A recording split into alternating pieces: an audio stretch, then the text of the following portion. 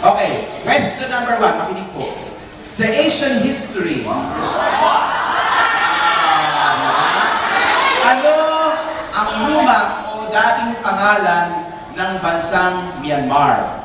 Letter A. Ano na? Para hindi magulo. A. Laos. B. Cambodia. C. Burma. Wala kang sinasabing ko.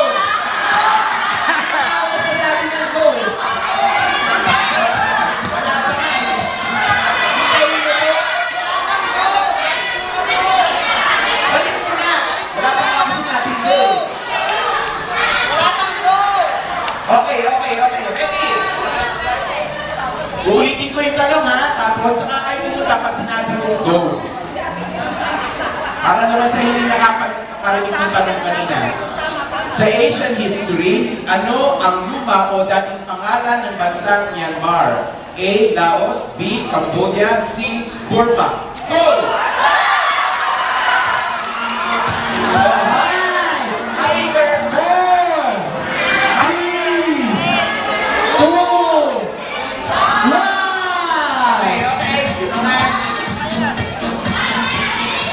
So kayo ang naiwan? Dito kayo.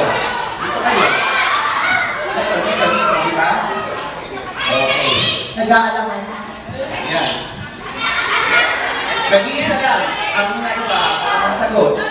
Dahil ang tamang sagot ay A. C. Tama kayo, C.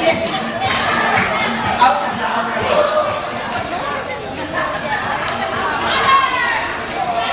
Okay. Next question.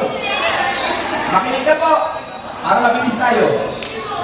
Sa Pilipinas, anong taon nanalo ng titulo ng Miss International si Melanie Marquez?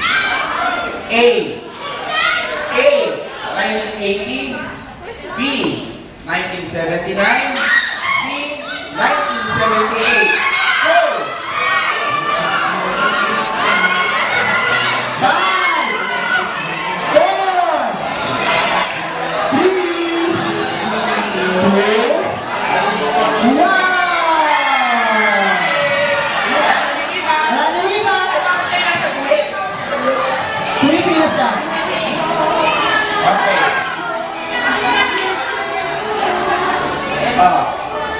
Pagka po may mga na-out, pag may mga na-out po, punta po kayo dito sa harapan, ibibigay sa inyo si Wayne. Okay? Yung mga na-out, okay. Wala ba dito kayo? Dito meron. Okay, dahil ang tamang sagot ay letter B. Letter B. B.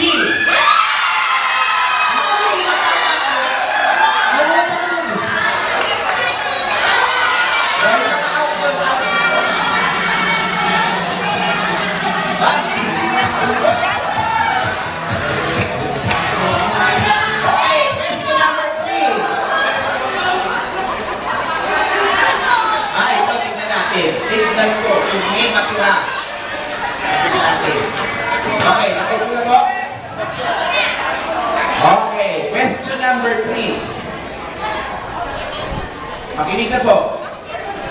Sa kasaysayan ng simbahan sa Pilipinas, ilan na ang naging Pilipinong kardinal? A. 5. Hindi ko rin ako. 8. C. 6. Ulitin ko. Pwede daw magsasalita pag nagbibigay ako ng question.